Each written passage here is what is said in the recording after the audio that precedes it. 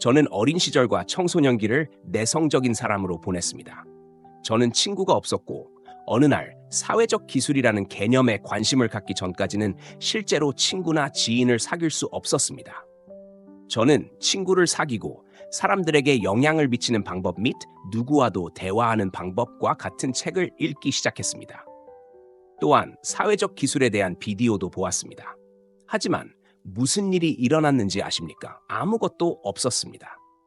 그중 아무것도 도움이 되지 않았고 심리학을 공부하고 인간 행동을 전문으로 공부하기 시작할 때까지 그 이유를 알지 못했습니다. 그곳에서 저는 사회가 사회적 기술에 대해 말하는 모든 것과 우리가 듣는 모든 조언이 말도 안 된다는 것을 깨달았습니다. 전혀 도움이 되지 않았습니다. 저는 제 문제에 대한 해결책이 눈을 마주치거나 대화하는 사람의 이름을 계속 반복하는 것이 아니라는 것을 깨달았습니다. 이 모든 것은 별 가치가 없는 피상적인 것들입니다. 문제는 제 성격과 행동 방식에 있었습니다. 저는 카리스마를 갖고 사람들에게 호감을 얻는 것이 매우 쉬운 일이라는 것을 알게 되었습니다. 그러니 이 영상을 끝까지 보고 제가 말씀드릴 내용을 적용한다면 사람들이 당신에게 중독될 거라고 약속드립니다. 그럼 사회적 기술 시리즈의 두 번째 에피소드에 오신 것을 환영합니다. 카리스마에 대해 이야기해 보겠습니다.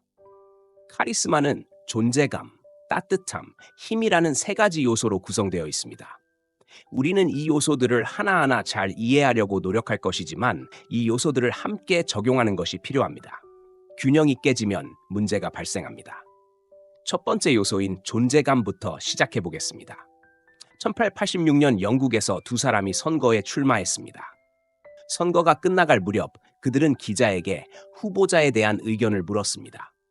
그녀는 그들에게 첫 번째 사람은 영국에서 가장 강한 사람이라고 느끼게 하고 두 번째 사람은 내가 영국에서 가장 강한 사람이라고 느끼게 합니다. 라고 말했습니다. 결국 두 번째 사람이 이겼습니다. 그러니 이 영상에서 우리가 제시하는 첫 번째 규칙은 카리스마를 갖기 위해 힘을 보여줄 필요가 없다는 것입니다. 대신 상대방이 자신이 강하다고 느끼게 해야 합니다. 어떻게 그럴 수 있을까요? 존재감을 통해서요. 이제 누군가와 이야기할 때는 상대방이 하는 말에 집중해야 합니다. 좋은 청취자가 되어야 합니다. 좋은 청취자가 되는 것에 대한 이 조언은 많이 들었을 것이고 눈을 마주쳐라, 고개를 끄덕여라, 미소를 지어라와 같은 문구를 계속 들었을 것입니다. 보세요. 지금 와서 좋은 청취자가 되라고 말하는 대신 눈을 마주쳐야 하고 계속 질문해야 하고 손을 벌려야 하고 계속 미소를 지어야 한다고 말할 수도 있습니다. 이 모든 것을 살펴보겠지만 한 문장으로 요약해드리겠습니다. 말하는 사람과 이야기할 때는 무슨 말을 할지 생각하지 마세요. 그들이 하는 말을 들어보세요. 그들이 말을 마친 후에 무슨 일이 일어날지는 중요하지 않습니다. 그냥 들어보세요. 왜냐하면 이것이 사람들이 저지르는 가장 큰 실수이기 때문입니다. 누군가가 말할 때 듣는 대신 그들은 무슨 말을 해야 할지 계속 생각합니다. 그가 하는 말에 관심이 있는 것처럼 보이도록 물어볼까요? 아니요.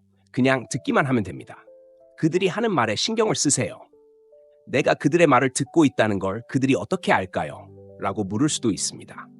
그들은 그것을 느낄 것입니다. 어떻게 느낄까요? 영상의 다음 부분에서 따뜻함에 대해 답하겠습니다. 잠깐만요. 하지만 제가 여러분에게 전달하고 싶은 것은 누군가가 여러분에게 말할 때 그냥 듣기만 하면 된다는 것입니다. 그 후에 여러분이 할 말은 자연스럽게 나올 것입니다. 이제 이것은 여러분에게 간단해 보일 수 있지만 그렇게 하는 사람은 거의 없습니다. 그래서 여러분이 사람들 사이에 앉아있고 누군가가 말하고 있다면 그 자리에 앉아있는 사람들 중 누구도 진정으로 듣고 있지 않을 가능성이 높습니다. 그래서 여러분이 듣는 사람이라면 말하는 사람은 연결을 느끼고 다른 사람들보다 여러분에게 더 많이 이야기하기 시작할 것입니다. 여러분이 알아차리지 못하는 사이에 여러분은 모든 사람이 그저 여러분에게 말하고 싶어 한다는 것을 알게 될 것입니다. 모든 사람이 여러분의 말을 듣고 싶어 합니다. 왜? 여러분이 누군가의 말을 들을 때 여러분은 그들에게 가치를 부여하기 때문입니다. 그리고 가치는 사람들이 가장 많이 찾는 것입니다. 그것이 존재의 첫 번째 측면이었습니다. 두 번째는 편안해야 한다는 것입니다. 이것은 중요하며 평생 기억해야 합니다. 사람들 사이에 앉아있든 카페에 혼자 앉아있든 누군가와 이야기하고 있든 편안해야 합니다. 신체 언어와 당신에 대한 모든 것이 편안해야 합니다. 다시 말하지만 상대방은 무의식적으로 당신이 편안한지 아닌지를 감지할 것입니다.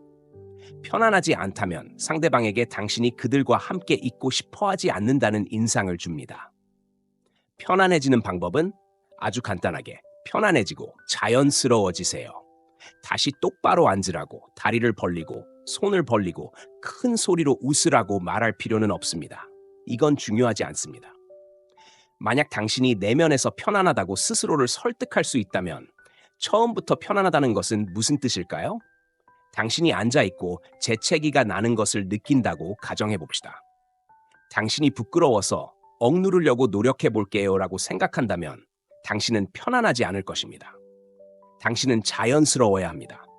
다른 사람을 해치지 않는 한 당신 자신이 될 권리가 있다는 것을 이해하세요. 즉, 재채기가 나는 것을 느낀다면 당신 옆에 누가 있든 상관없습니다. 남자든 여자든 상사든 모르는 사람이든 그냥 내뱉으세요. 온 힘을 다해 재채기를 하면 아무도 신경 쓰지 않을 겁니다. 그리고 신경 쓴다고 해도 그 후에 무슨 문제가 있겠어요? 이것이 카리스마입니다. 당신은 편안하게 앉아서 원하는 것을 하고 있고 아무도 신경 쓰지 않을 것입니다. 당신이 좋아하는 것을 할 때 당신과 함께 있는 사람들은 당신에게 더 가까이 있다고 느낍니다. 예를 들어 형제나 어머니와 함께 앉아 있을 때 당신은 어때요? 당신은 편안하고 걱정 없고 자발적입니다. 친구와 다른 사람들에게도 똑같이 하세요. 편안하게 앉아 있으면 그들은 당신에게 더 가까이 있다고 느낄 것입니다. 게다가 그들은 당신 주변에서 편안하게 행동하기 시작할 것입니다. 당신은 재채기를 하고 싶고 잠을 자고 싶고 큰 소리로 웃고 싶고 무언가를 말하고 싶습니다. 당신이 원하는 것을 하세요. 그저 누구에게도 해를 끼치지 마세요. 그게 다입니다. 이것은 단순히 존재감이었습니다. 당신은 다른 사람들이 당신과 함께 편안하게 하도록 긴장을 풀고 다른 사람의 말을 경청합니다. 이제 카리스마의 두 번째 요소로 넘어가겠습니다. 이 요소는 따뜻함이라고 불리며 친절, 온유, 애정, 사랑을 의미합니다. 그러니 이 부분은 중요하기 때문에 주의 깊게 들어주세요. 친절하고 연민이 있다는 것은 다른 사람들을 계속 칭찬하고 그들이 당신에게 하라고 하는 것은 무엇이든지 한다는 것을 의미하지 않습니다. 왜 그럴까요? 왜냐하면 카리스마를 갖고 호감을 얻기 위해 친절하게 행동한다면 그것을 위선이라고 부르기 때문입니다.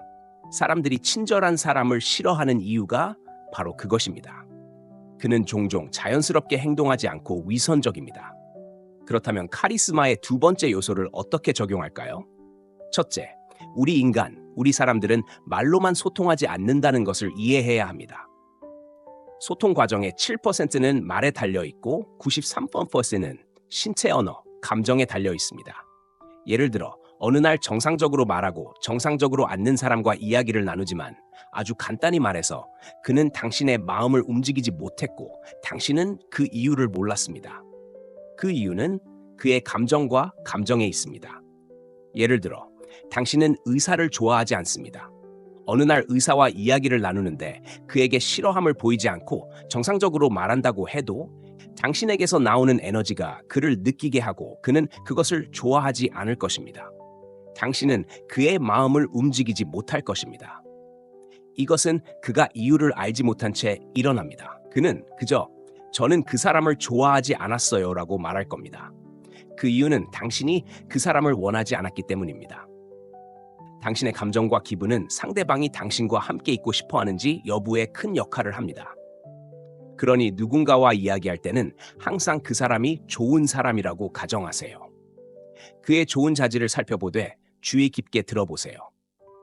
그 사람이 당신이 이미 아는 사람이고 그가 좋은 사람이 아니라는 것을 알고 있다면 그건 또 다른 문제입니다.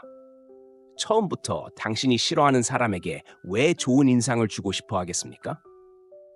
하지만 누군가를 처음 만나거나 친구와 이야기할 때 내면에서 그 사람에 대한 존경심을 느껴보세요. 그 사람과 이야기하는 것에 열정을 가지세요. 그 사람의 말을 듣고 싶다고 느껴보세요. 이 내면의 감정은 당신이 깨닫지 못하는 사이에 당신에게서 나와 그에게 도달할 것입니다. 당신은 그가 이유를 모른 채 그의 마음을 만질 것이고 그도 당신의 마음을 만질 것입니다. 우리는 인간으로서 감정을 공유합니다. 당신이 누군가와 이야기하는데 편안하다면 그 사람도 편안할 것입니다. 당신이 화가 나면 그는 긴장할 것입니다. 당신이 그와 함께 있고 싶다면 그도 당신과 함께 있고 싶어 할 것입니다. 중요한 것은 물론 한계 내에서 그 사람을 항상 좋은 사람으로 보는 것입니다. 당신이 그를 완전히 신뢰하거나 그런 것은 아닙니다. 그저 그 사람이 좋은 사람이라고 기대하세요. 이것이 따뜻함의 첫 번째 요점이었습니다. 두 번째 요점은 주는 것의 힘입니다. 조언을 함으로써 사람의 삶에 가치를 더하지만 경청하세요. 조언을 주되 강요하지 마세요. 예를 들어 친구들과 함께 앉아 있을 때 누군가가 집을 빌리고 싶어 라고 말합니다. 다른 것은 묻지 않고 그저 집을 빌리고 싶어. 그게 다야 라고 말합니다. 당신은 임대주택이 있는 웹사이트를 알고 있습니다. 어떻게 합니까? 침묵하고 무관심하게 지내지 마세요. 당신이 아는 웹사이트에 대해 그에게 말하세요. 그에게 정보나 조언을 주되 그에게 조언을 강요하지 마세요. 즉, 그에게 웹사이트를 말하고 휴대전화를 꺼내서 살펴보고 집이 어떤지 봐 라고 계속 말한 다음 왓츠앱으로 링크를 보내지 마세요. 그를 다시 만났을 때 그 사이트를 확인했어? 봤어? 라고 묻지 마세요. 그에게 정보를 제공하는 것으로 충분하고 그게 다입니다. 그가 당신에게 링크를 보내줘라고 요청하거나 말하면 당신은 그에게 링크를 보내지만 그에게 후속 조치를 취하지 마세요. 중요한 것은 친구와 주변 사람들에게 무언가를 주는 것입니다. 무언가를 알고 있다면 침묵하지 마세요. 정보를 공유하세요. 주는 것은 아름다운 일이지만 올바른 방식으로 해야 합니다. 조언을 하는 방법을 말했지만 당신은 그것을 강요하지 않습니다. 이 따뜻함의 세 번째 요점은 수용, 이해, 정직, 그리고 이 모든 것을 긍정적인 방식으로 하는 것입니다.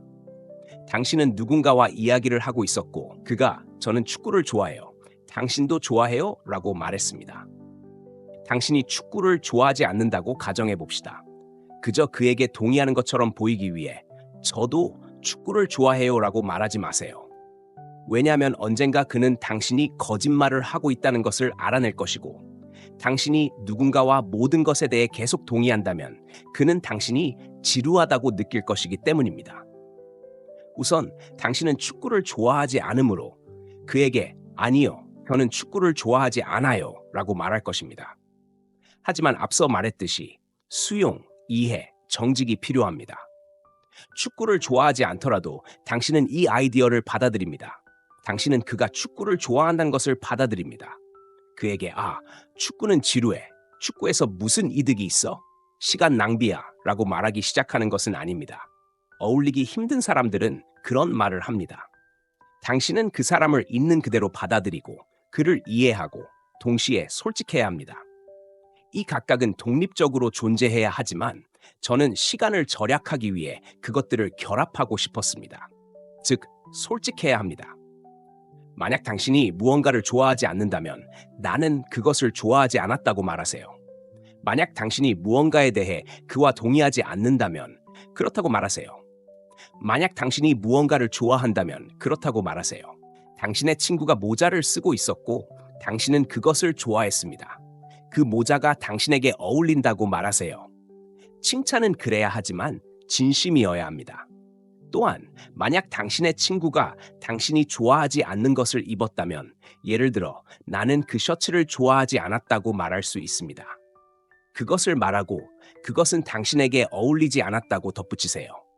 그런 관계를 맺고 있다면 즉 조언을 공유하지만 간단히 여기서 우리는 앞서 말한 것으로 돌아갑니다.